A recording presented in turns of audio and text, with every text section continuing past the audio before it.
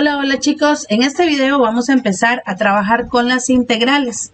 Recordemos que en el primer capítulo trabajamos con los límites, en el segundo capítulo trabajamos con las derivadas y en esta tercera parte vamos a trabajar con las integrales. Vamos a identificar algunas características principales de las integrales, vamos a hablar de las fórmulas básicas para integrar, vamos a trabajar métodos de integración. Además, veremos qué es una integral definida y algunas aplicaciones de la integral. En esta primera parte, iniciaremos con el concepto de antiderivada e integrales indefinidas. Bien, ¿qué es una antiderivada? Como su palabra lo indica, la antiderivada es la función contraria a la derivada. Por ejemplo, si nosotros tenemos una función y la derivamos, este resultado de la derecha se llama derivada, por lo que la función original se llama antiderivada. Observe que son operaciones inversas, por lo tanto van a existir algunas relaciones directas en sus procesos. Veamos la notación de la integral. Ahora, veamos alguna notación. Lo primero es identificar cuál es la función a integrar. Esta será nuestra función. Después tendremos la variable de integración.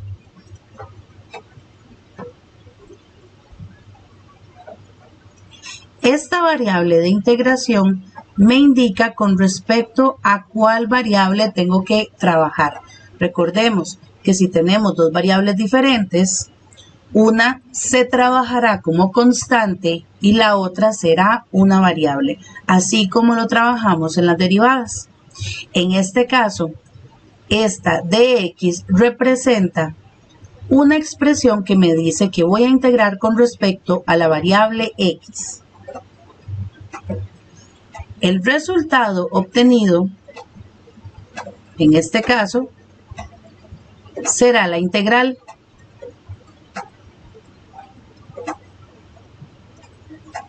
Y la letra C, que tenemos por acá, es un término muy importante y se llama constante de integración. Ya vamos a ver en qué consiste. Muy bien. El símbolo de la integral está representado por una letra S alargada. Este símbolo significa la integral de la función f de x con respecto a la variable x. Muy bien. A este tipo de integrales se les conoce como integral indefinida. Y esto lo que nos identifica es que tendremos como resultado una familia de funciones. Veamos un caso concreto. Tomemos en cuenta el siguiente ejemplo. Si tenemos la función x elevado a la 2 y la derivamos, la derivada de esta función será 2x. ¿Cierto? Ahora, si yo voy a escribir la expresión integral de 2x con respecto a la variable x, lo que me dicen es ¿cuál función da como resultado la derivada 2x? ¿Cuál función tiene como resultado una derivada que da 2x? Claro que sí, es x elevado a la 2. ¿Cierto? Ahora, ¿qué pasa si yo tomo ahora la expresión x a la 2 más 5 y la derivo? La derivada de x a la 2 es 2x y la derivada de 5 es 0. ¿Qué pasa si tengo la función x a la 2 menos 10. La derivada de x a la 2 es 2x y la derivada de menos 10 es 0.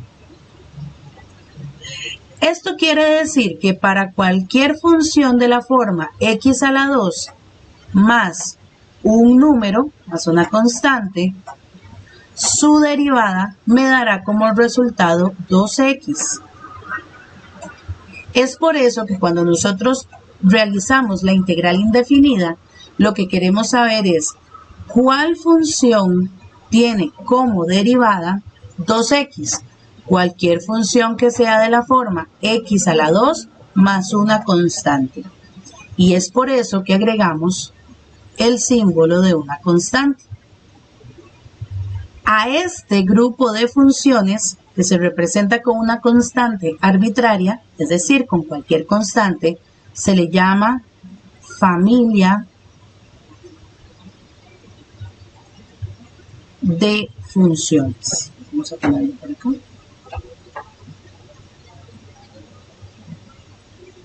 ¿Ok? Entonces, como la integral indefinida se define como la familia de funciones, es decir, expresiones de esta forma, que representan la antiderivada de una función. En este caso, la constante de integración C representa esa constante, esa familia que puede variar con respecto a los diferentes valores que puede tomarse. Esto hace que sea muy importante que cuando yo realizo la integral, agregue la constante de integración. ¿Por qué? Porque cualquier función de esta forma, ¿okay? X a la 2 más un número, al derivarlo da como resultado 2x. Entonces, la integral de 2x va a ser una función x a la 2 más alguna constante. Con esto damos por finalizado el concepto de la antiderivada y de la integral indefinida.